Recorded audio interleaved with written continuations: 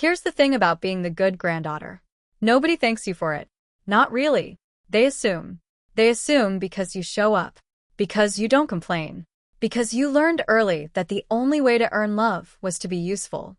My name is Emma. I'm 32 years old. I live in a small apartment in Portland, Oregon, which is exactly 2,800 miles from the small Ohio town where I grew up. I moved here 5 years ago. For a fresh start. For distance. Because I couldn't stand watching my family worship my brother while I disappeared into the wallpaper. But this story isn't about Portland. It's about Ohio. It's about my grandmother. It's about a check for $5 million that my brother tore up with his own 2 hands. And it's about the phone call the next morning that changed everything. Welcome back to Gentle Drama. Get comfortable. Grab your coffee. The people in this story had every chance to do the right thing. They just didn't. Drop a comment and tell us, what city are you watching from, and how old are you? And be sure to subscribe. You're going to love it here. Let me tell you about my grandmother, Margaret Rose. 78 years old when she died. Silver hair, green eyes that missed nothing, a laugh that started in her belly and shook her whole body. She built everything herself. Started a cleaning business when she was 40 after my grandfather ran off with his secretary. Grew it into a regional franchise. Sold it for $8 million when she turned 70. My family called her lucky. She just happened to be in the right place at the right time. They didn't see the 20-hour days, the calloused hands, the years of eating peanut butter sandwiches so she could reinvest in her business. I saw it because I was there. My mother, Patricia, 58, a woman who believed that life owed her something. She'd never worked a full-time job, never built anything, never sacrificed. My father, Richard, 61, retired, spent 30 years at a job he hated, and he never let anyone forget it. He drank too much and talked too little, and when he did speak, it was usually to complain. And my brother, Jason, 35, the golden child, the firstborn son, the one whose baby pictures covered my parents' hallway wall while my single graduation photo sat in a frame near the coat closet, gathering dust. Jason was handsome. Jason was charming. Jason could do no wrong. When he crashed his car, my parents paid for the repairs. When I needed help with college tuition, they told me to get a loan. The math was simple. Jason was the sun. I was the moon. I reflected his light and asked for nothing in return. But my grandmother? My grandmother saw me. You're the only one who visits, she used to say.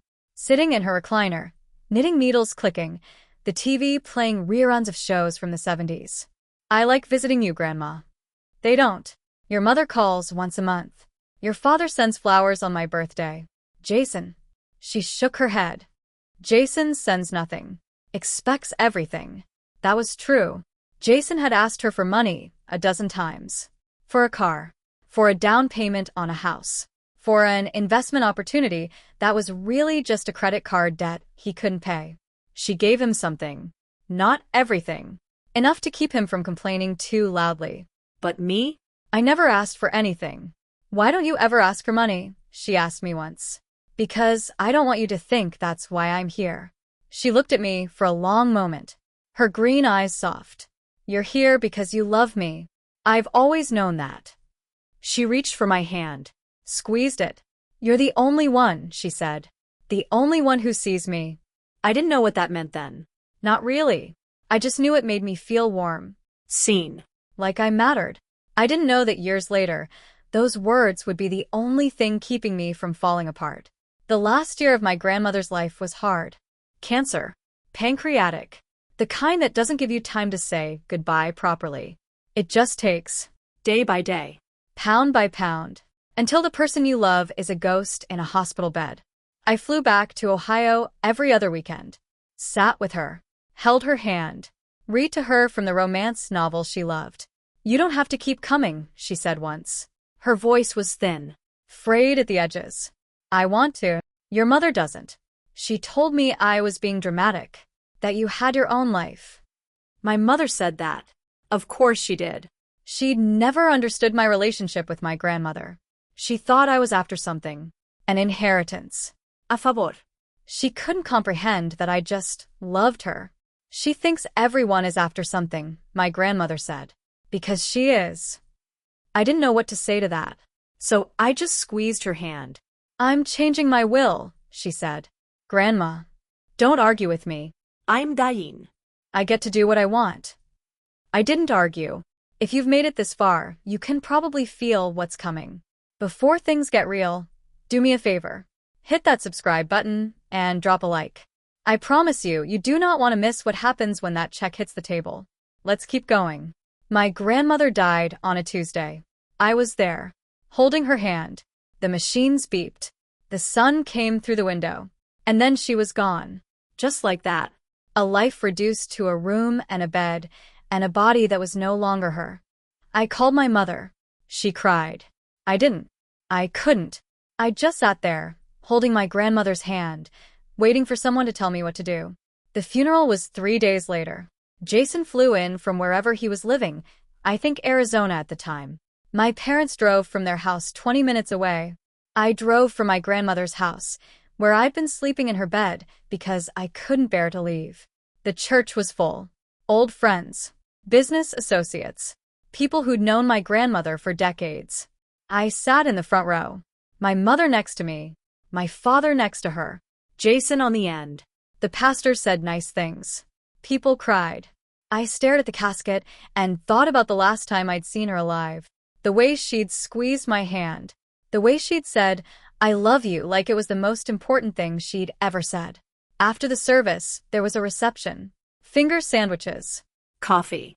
The kind of cookies that come in bulk from Costco. I stood by the window, watching people talk and laugh and pretend they weren't relieved it was over.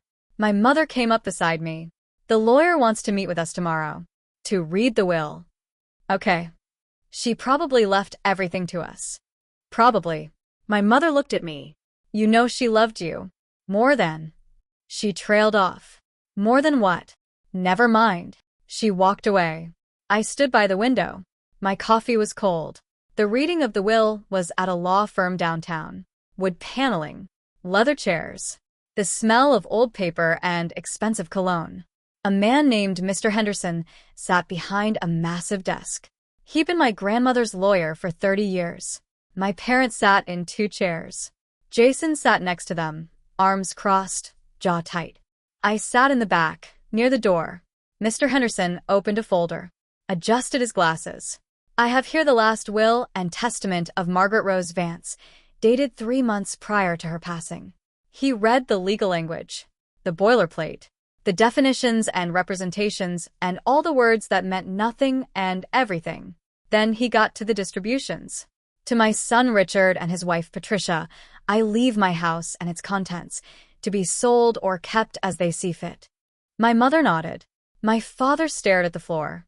To my grandson Jason, I leave the sum of $50,000 to be used for the education of his children or for the purchase of a home. Jason's face went red. 50,000. Mr. Henderson looked up. That is what your grandmother wrote. She had 8 million. She left me 50,000. There is more, Mr. Henderson said. He looked at me. To my granddaughter Emma, I leave the sum of $5 million to be used as she sees fit, with no restrictions or conditions. The room went silent. I could hear the clock ticking on the wall, the hum of the fluorescent lights, my mother's sharp inhale. 5 million. Jason stood up. She left Emma 5 million? That is what your grandmother wrote. That's not fair. Mr. Henderson folded his hands. Your grandmother was of sound mind when she made this will. She signed it in front of witnesses. It is legally binding. Jason turned to me. His face was purple. You did this. You manipulated her. You're the only one who visited. You brainwashed her. I didn't. Don't lie to me. My mother stood up. Jason, sit down. No. This isn't right. She deserves nothing, my mother said. We're family. We should split everything equally. I looked at my mother. You said I was her favorite. You said she loved me more. Now you're surprised she left me more? I didn't think she'd leave you everything. 5 million isn't everything. She left you the house. She left Jason 50,000. 50,000 is nothing, Jason said. I stood up. Then give it back. He stared at me. What? Give it back. If it's nothing, donate it. Refuse it. Prove that you don't care about the money. He didn't say anything. He just glared at me. My father spoke for the first time. We'll talk about this at home. Not here. Mr. Henderson cleared his throat. There is one more thing. A check has already been issued to Miss Emma for the full amount. It is registered and cannot be cancelled without her signature. A check. Already issued. When can I pick it up? I asked. Today. Before you leave. The check was real. $5 million. Written on a bank I'd never heard of. Signed by my grandmother's signature, shaky, but hers. I held it in my hands. The paper was thick. Expensive. The ink was blue. This piece of paper was worth more than I would earn in 20 lifetimes. I put it in my purse. Walked out of the lawyer's office. My family was waiting in the parking lot. Jason was leaning against his car. My mother was on her phone. My father was staring at the ground. We need to talk, my mother said. We can talk at home. No. Now. I stopped walking. What is there to talk about? The money, Jason said. You can't keep it all. It's not right. It's what Grandma wanted. Grandma wasn't in her right mind. I laughed. A short, sharp sound. She was perfectly in her right mind. She knew exactly what she was doing. She knew you'd try to take it from me. That's why she registered the check. Jason pushed off his car. Took a step toward me. You think you're better than us? I think I loved her. And you didn't. My mother stepped between us. Stop it. Both of you. She looked at me. Emma, we're not trying to take everything. We just want you to be reasonable. Share. That's what family does. Family helps family, I said. The words tasted like ash. Yes.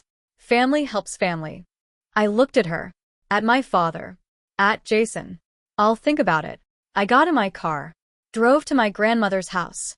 Closed the door. Sat on her bed. And cried. That night, my family came over. They let themselves in with the key my mother had taken from my grandmother's things. They stood in the living room, Jason holding something behind his back. We've been talking, my mother said. What about? The check. We want you to tear it up. And let the lawyer reissue it evenly. 4 ways. 4 ways. You, me, your father, and Jason. I looked at Jason. You want me to give you $1 million? I want what's fair. Fair would have been you visiting her. Fair would have been you calling her on her birthday. Fair would have been you showing up when she was dying instead of sending flowers. His face hardened. Don't what? Tell the truth. Don't act like you're better than me. I walked to the kitchen. Poured myself a glass of water. My hands were shaking. My mother followed me. Emma, please. Don't let money destroy this family. Grandma's money? Or her money? Don't be dramatic. I turned around. You know what? Fine. You want the check? Here. I pulled it out of my purse. Held it out. Jason's eyes widened. He reached for it. And then he took it. And tore it in half. And then in half again. And then in half again. Pieces of paper floated to the floor like snow. There, he said. Now nobody gets anything. My mother gasped. My father stared.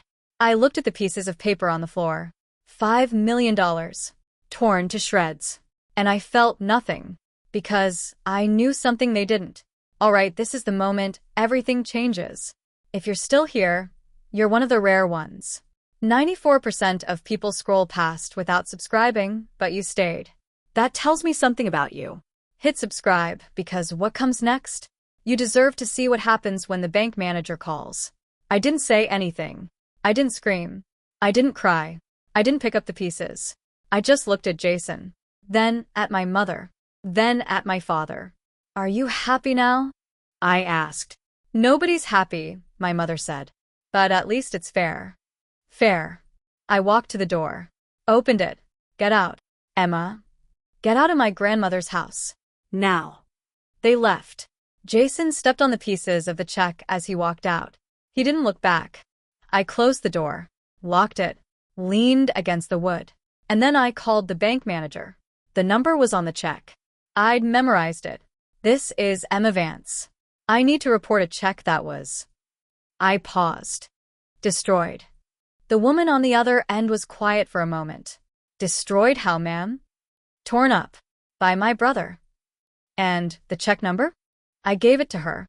One moment, please. I waited. The clock ticked. The house settled. The pieces of the check lay on the floor like confetti at a funeral. Miss Vance. Yes. I need you to come to the bank tomorrow morning. Your grandmother pre-registered this check. The funds were already transferred. I gripped the phone. What? The check was ceremonial. The money has been in an account in your name since the day she signed the will. The check was just a symbol. The funds are not affected by its destruction. I sat down on the floor, surrounded by pieces of paper. $5 million in scraps. What time should I come? 9 o'clock. Ask for Mr. Donovan. I'll have everything ready. I hung up, looked at the pieces of my grandmother's last gift. They thought they'd won. They thought they destroyed my future. They had no idea what was coming. There's something I learned the night Jason tore up that check. Sometimes destruction is a gift. Because when he ripped those pieces of paper, he ripped away the last thread of guilt I'd been holding on to. The last voice in my head that said, but they're family. The last reason to pretend that their love was something worth earning. I slept in my grandmother's bed that night. Her pillow still smelled like her.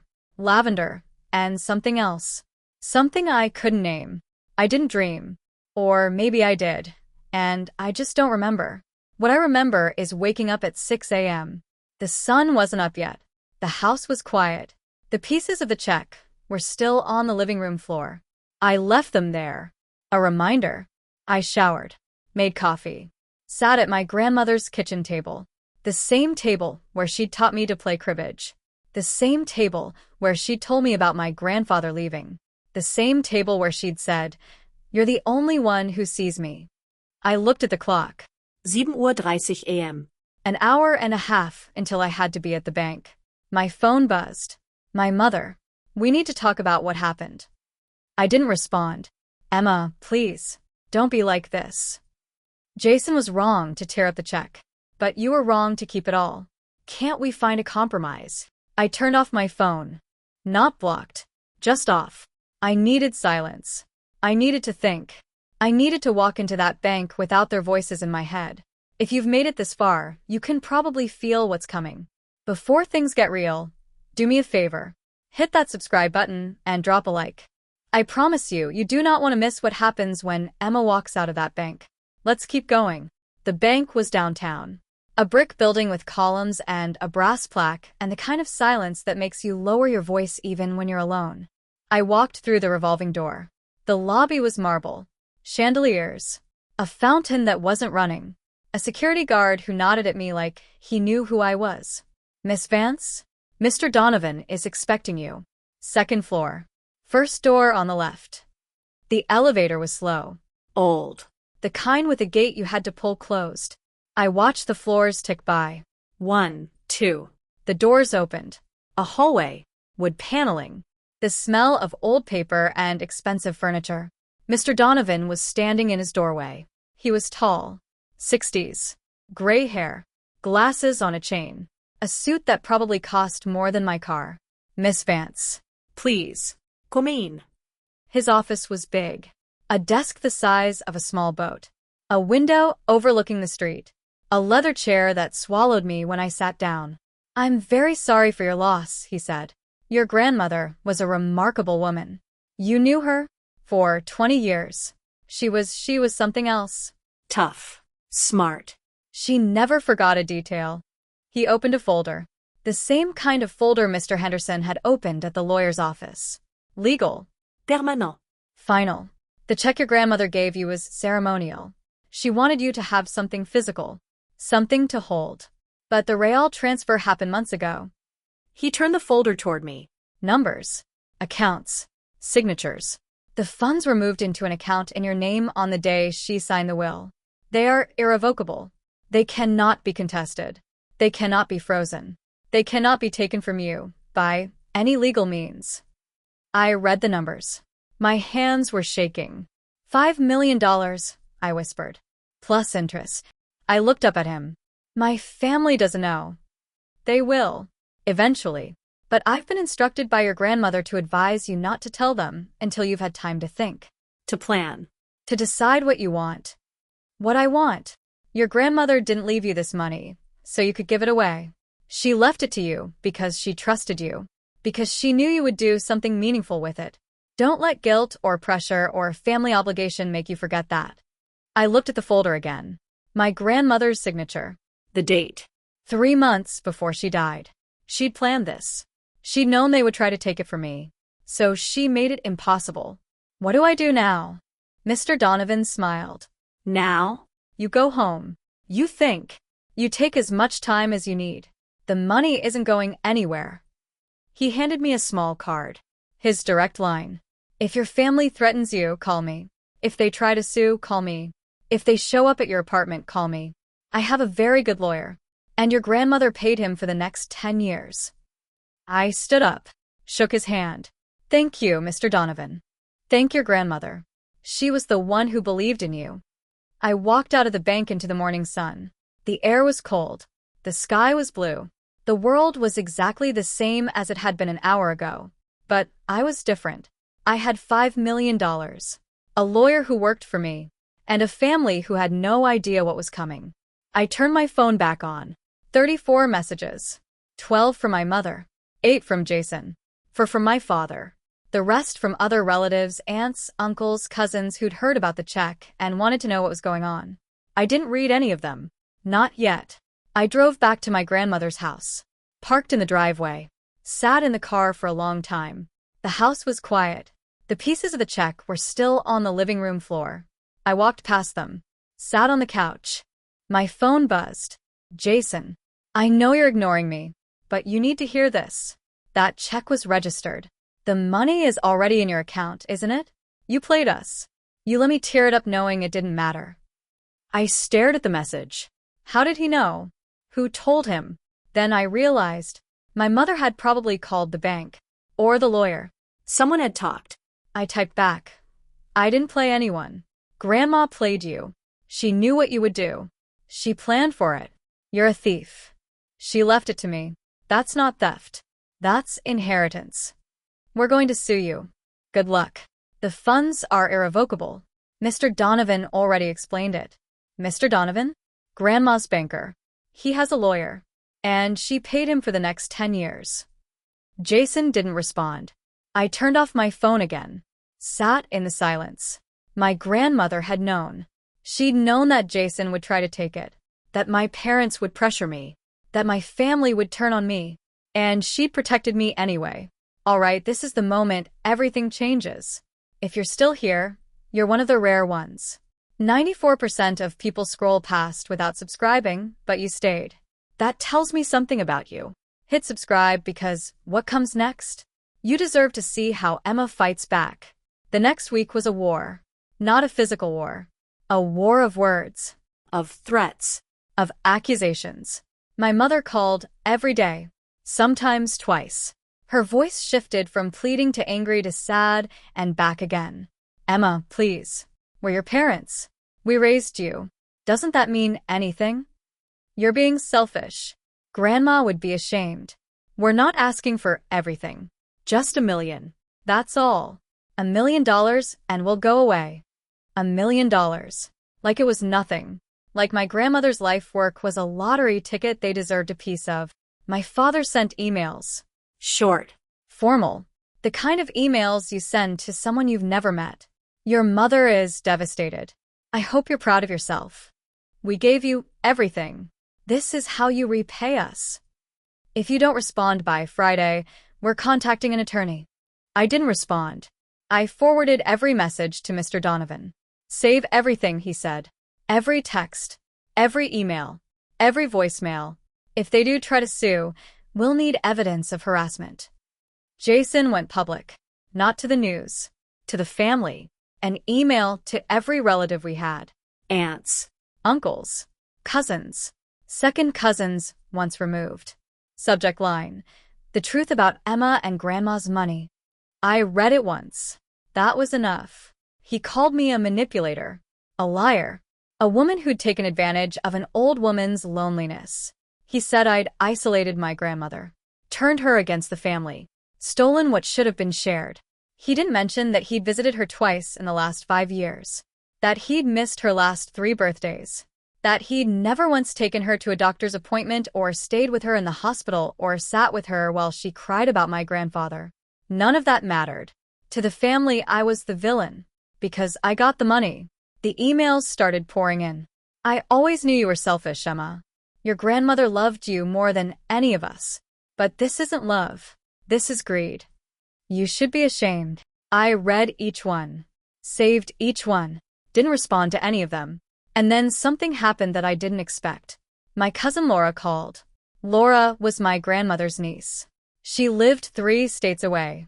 We'd never been close, but she'd always been kind, quiet, the kind of person who showed up at funerals and didn't ask for anything. Hey, Emma. Hey, Laura. I got Jason's email. Everyone got Jason's email. I wanted to say, I don't believe him. I stopped breathing. What? I was there. When you visited Grandma. I saw how you took care of her. I saw how her face lit up when you walked in the room. Jason wasn't there. He doesn't know what he's talking about. I started crying. Not the silent tears I'd been crying for weeks. Real crying. The kind that comes from somewhere deep. Thank you, I whispered.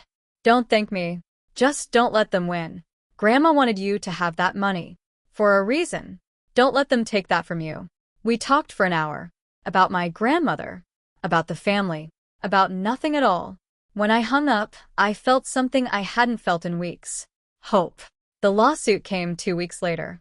Not a real lawsuit. A threat.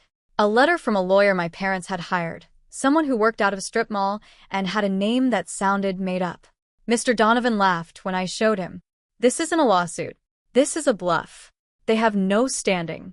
No evidence. No case. They're hoping you'll settle to make them go away. Should I? Absolutely not. If you give them anything, they'll come back for more. People like this don't stop. They don't have an off switch. So what do? You ignore them. You live your life. And you wait. Wait for what? For them to realize they can't win. It'll take time. Months, maybe. But eventually they'll give up. People like this always do. They don't have the stamina for a real fight. I wanted to believe him, but I've been fighting my family my whole life. And I was tired. I stayed in Ohio for another month. I needed time. Time to clear out my grandmother's house. Time to say goodbye. Time to figure out what came next. The house was full of memories. Photo albums. Knickknacks. A lifetime of things that mattered only to her. I packed some. Donated most. Threw away the rest. It took 3 weeks. 3 weeks of sorting and crying and remembering. Jason didn't help. My parents didn't help. They'd stopped calling. Stopped emailing. They were waiting. For what I didn't know. The last day, I sat in my grandmother's living room. The furniture was gone. The walls were bare. The only thing left was the pile of shredded check pieces on the floor. I hadn't swept them up. Couldn't bring myself to. I knelt down. Picked up one piece. The number 5 million was still visible. My grandmother had given me a gift. Not just the money. The knowledge that she saw me. That she trusted me. That she believed I would do something good with what she'd left behind. I put the piece of check in my pocket. Stood up. Walked out the front door. Locked it behind me. I didn't look back. I flew back to Portland the next day. The apartment was small. Quiet. Oliver the cat was waiting for me, annoyed that I'd been gone so long. I sat on the couch. Stared at the wall. $5 million. An account in my name. A lawyer on retainer. A family that hated me. What was I supposed to do with all of it? I thought about my grandmother. About what she would want. Not revenge. Not even justice. She'd never been interested in those things. She'd been interested in building. In creating. In making something out of nothing. I opened my laptop. Started a new document. Title: What Now? And then I wrote. The first thing I did was pay off my student loans. That was easy. A few clicks. The numbers went from red to black. I stared at the zero balance for a long time. The second thing I did was donate $100,000 to the Pancreatic Cancer Research Center, where my grandmother had been treated. I called them to make the donation. The woman on the phone asked if I wanted to make it anonymously.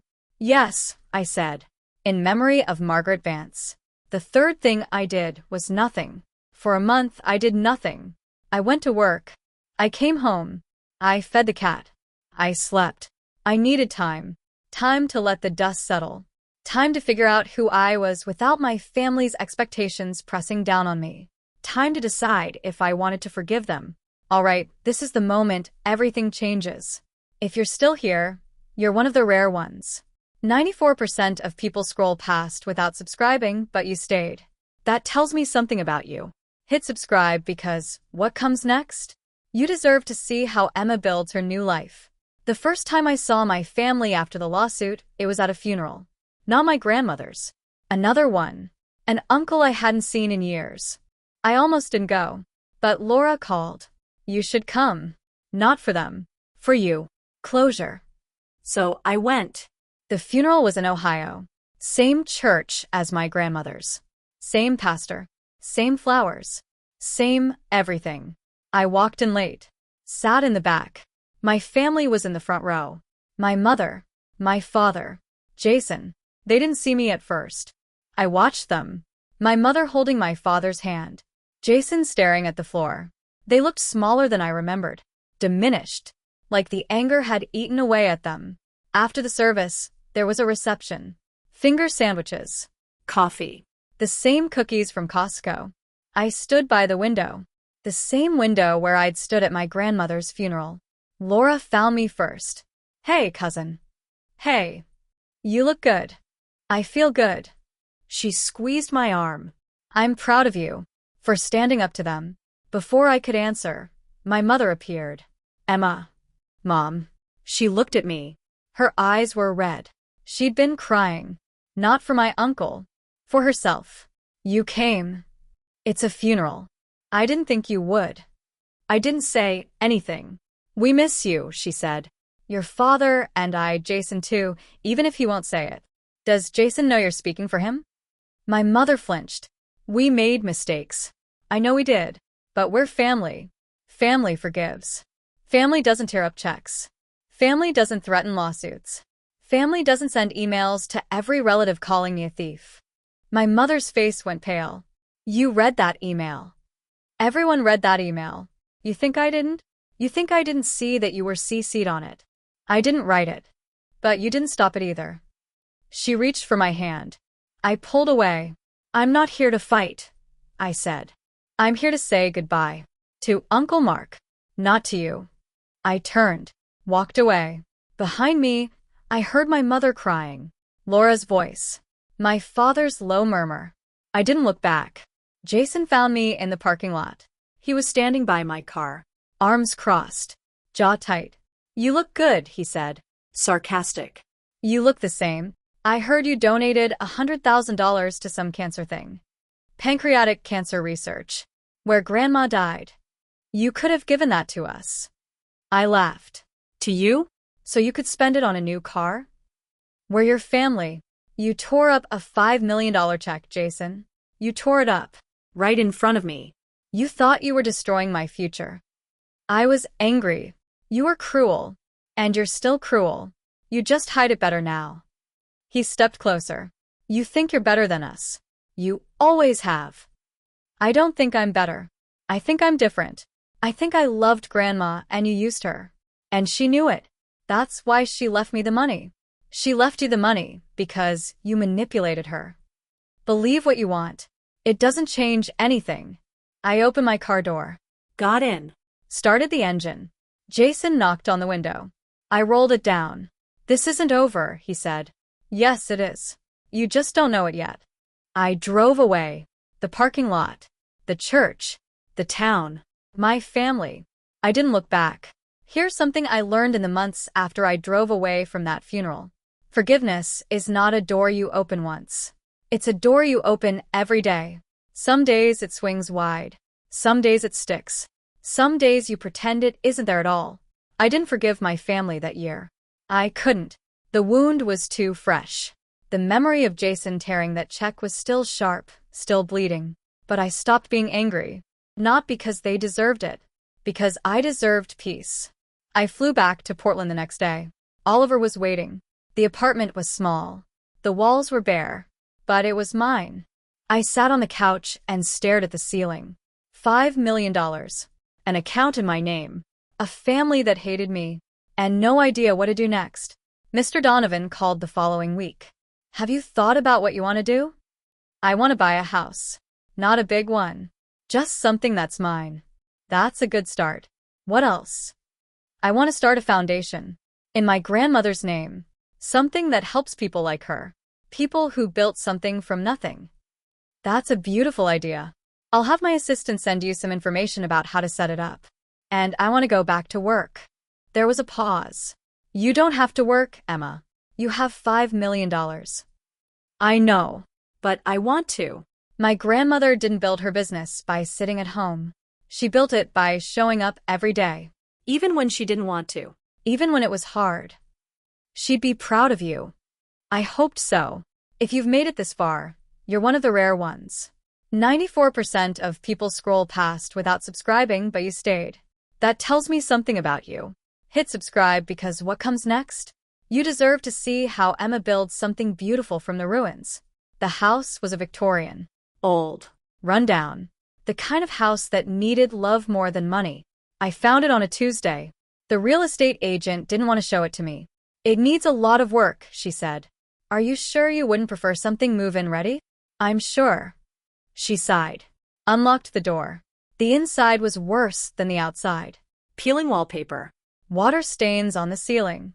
A smell I couldn't identify, something between mildew and regret. But the bones were good. The floors were hardwood. The windows were tall.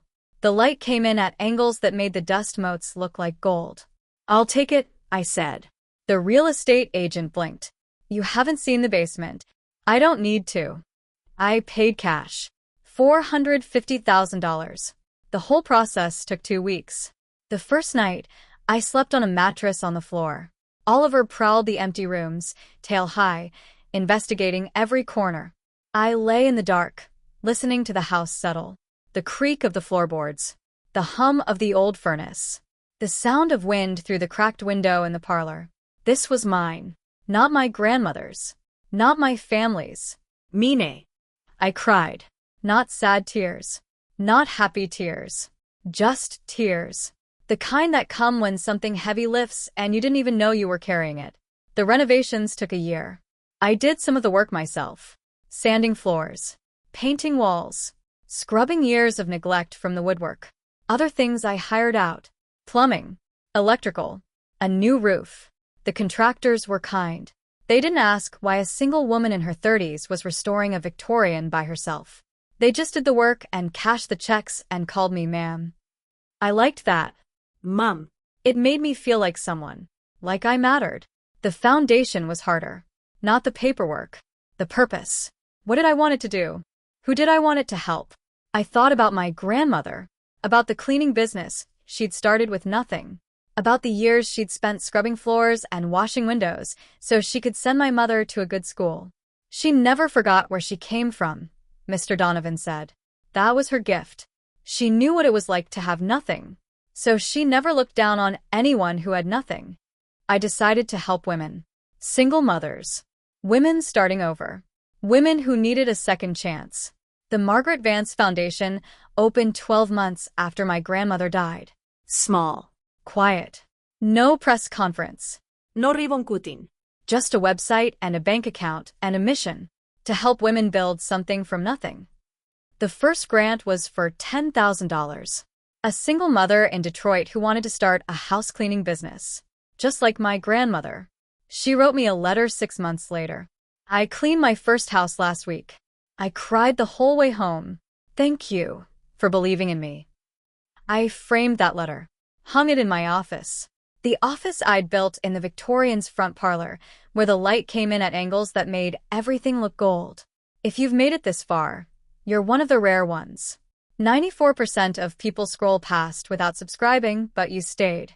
That tells me something about you. Hit subscribe because what comes next? You deserve to see how Emma's family finally learns the truth. My family didn't disappear. They faded. Slowly. Like a photograph left in the sun. My mother stopped calling after the lawsuit was dismissed. My father stopped emailing. Jason went silent, not out of remorse, I suspected, but out of defeat. I heard things. Through Laura. Through other cousins who didn't hate me. Your mother is seeing a therapist. Your father is drinking less. Jason is going through a divorce. I didn't know how to feel about any of it. So, I didn't feel anything. I just kept living. Kept working. Kept rebuilding the house and the foundation and myself. The second year, I hired an assistant. Her name was Maria. Single mother. 2 kids. She'd been cleaning houses to make ends meet. I found her through one of the foundation's grant recipients. You're overqualified for this job, I said, looking at her resume. I'm grateful for any job. You have a degree in business administration. And 2 kids and no childcare, and a car that breaks down twice a month. I hired her, gave her a salary that was too high and an office with a window. She cried when she saw it. No one's ever given me an office with a window, she said. My grandmother would have liked you, I said. We worked together every day, built the foundation into something real, something that helped people. The second grant was for $25,000. A woman in Cleveland who wanted to start a daycare. The third was for $50,000. A woman in Columbus who'd been cleaning houses for 20 years and wanted to start her own franchise. I didn't tell my family about any of it. What was the point? They'd never understood my grandmother. They'd never understand me. The call came on a Sunday. I was in the kitchen making breakfast. Eggs, toast, coffee. Oliver winding between my ankles. My phone buzzed. Unknown number. Hello. Emma. It's your mother. I set down the spatula, leaned against the counter. Mum. I know you don't want to talk to me, but I need to tell you something. What? Jason is in trouble. I waited. He lost his job. His wife left him. He's been drinking. He can't pay his mortgage. And he needs help. I looked out the kitchen window. The garden was blooming. Roses. My grandmother's favorite. What kind of help? Money. He needs money. I see. I know you don't owe him anything. I know he was terrible to you. But he's your brother. And he's drowning. I was quiet for a long time. How much? I don't know. 50,000? 100? Whatever you can spare. I'll think about it, Emma. I said I'll think about it. I hung up. Finished making breakfast. Ate it standing at the counter. Oliver watched me. What would you do? I asked him. He meowed. Jumped off the counter. Disappeared into the other room. Not helpful. All right, this is the moment everything changes. If you're still here, you're one of the rare ones. 94% of people scroll past without subscribing, but you stayed. That tells me something about you. Hit subscribe, because what comes next? You deserve to see how Emma answers her mother's call. I didn't call back for a week. I thought about Jason, about the check, about the way he'd smiled when he tore it up, the way he'd looked at me like I was nothing. I thought about my mother, about the way she'd stood there and watched, about the way she'd said family helps family like she believed it. I thought about my grandmother, about the way she'd protected me, about the way she'd known, even before she died, that I would need to be strong. On the 7th day, I called Mr. Donovan. My brother wants money. My mother called. What did you tell her? I said I'd think about it. What are you thinking? I'm thinking. I don't want to be like them. I don't want to be someone who punishes. But I also don't want to be someone who gets used. Mr. Donovan was quiet for a moment. Your grandmother had a saying. Do you remember it? What saying? She said, you can't fill someone else's cup from an empty well. She meant that you have to take care of yourself first, before you can help anyone else. So what do? You decide what you can live with. Not what they want. Not what's fair. What you can live with. I hung up, sat in the garden. The roses were blooming, red and pink and white. My grandmother had planted them. Years ago, before she got sick. She used to say that roses were like people. They needed the right conditions to thrive. Sunday water. Good soil. Some people get planted in bad soil, she said. That's not their fault. But it's their responsibility to find better soil. I'd found better soil. Portland. This house. The foundation. Maria. The women we helped. I didn't owe Jason anything. Not because I was cruel. Because he'd made his own choices. And I'd made mine. I called my mother back. I'm not giving Jason money. Emma, please. I'm not giving him money. But I'll make him an offer.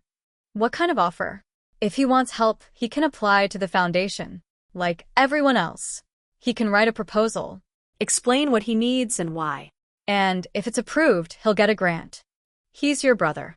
He shouldn't have to apply. Then he doesn't get anything. My mother was quiet. You've changed, she said. No. I've finally become who Grandma always knew I could be. I hung up, sat in the garden. Oliver appeared from nowhere and curled up in my lap. Jason never applied. I wasn't surprised. The foundation wasn't for people like him. It was for women who were building something from nothing, just like my grandmother. The third year, the foundation gave out $500,000 in grants. 17 women, 17 businesses, 17 stories. I met some of them. The woman in Detroit who'd started her cleaning business. The woman in Cleveland with the daycare. The woman in Columbus with the franchise. They hugged me, Cried. called me an angel. I'm not an angel, I said. I'm just someone who got lucky. And I'm passing it on. They didn't understand. They thought I was being modest. But I was telling the truth. My grandmother had given me a gift. Not just the money. The opportunity to be someone. To matter. To help. I wasn't going to waste it. The fourth year, my father called. We hadn't spoken since the funeral. His voice was older. Thinner. Emma. Dad. Your mother told me about the foundation. About what you're doing. Okay. I wanted to say, I'm proud of you. I didn't know what to say. He'd never said that before. Not once. I know I wasn't a good father, he continued. I know I favored Jason. I know I didn't protect you. I'm sorry. Okay. You don't have to forgive me. I just wanted you to know. He hung up. I sat in the garden. The roses were blooming. Oliver was sleeping in the sun. I didn't cry. Not because I was sad. Because I was full. Full of something I couldn't name. Something like hope. Something like peace. I visited my grandmother's grave that year. Not on the anniversary of her death. On her birthday. October 15th. I brought roses from my garden. Laid them on the stone. Sat in the grass. I'm doing what you asked, I said. I'm building something. From nothing. The wind blew. The leaves rustled.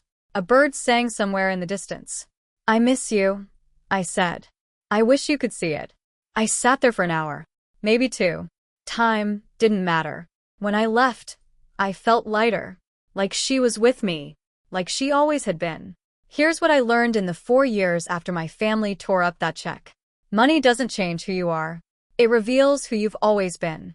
My family revealed themselves as greedy, entitled, willing to destroy something beautiful because they couldn't have it. I revealed myself as someone who could build. Someone who could forgive without forgetting. Someone who could choose herself without apology. The foundation is still growing. We've given out over $2 million in grants, helped hundreds of women, created hundreds of jobs. My grandmother's name is on the wall of every office we've ever opened. Margaret Vance, the woman who built something from nothing. I think about her every day, not because I have to, because I want to, because she was the first person who ever saw me, who ever believed in me, who ever told me I was worth something. She was right. I am worth something. And so are the women we help. And so are you. The end. Thank you for listening to Gentle Drama. If this story moved you, share it with someone who needs to hear it. Drop a comment and tell us, what city are you watching from, and how old are you? Have you ever had to choose yourself over your family? Subscribe for more stories about inheritance, betrayal, and building something beautiful from the ruins. And remember, you can't fill someone else's cup from an empty well. Take care of yourself first.